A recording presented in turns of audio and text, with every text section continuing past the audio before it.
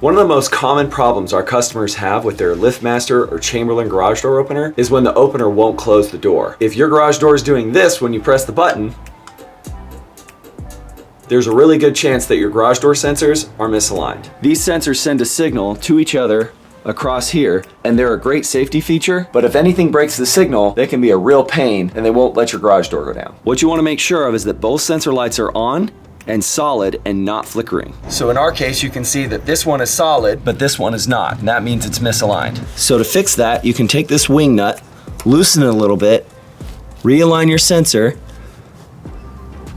and then when it's solid again, keep it where it's at and tighten that nut again. Now that light is solid and not flickering. Once the lights are solid, your garage door will function properly again and close your door.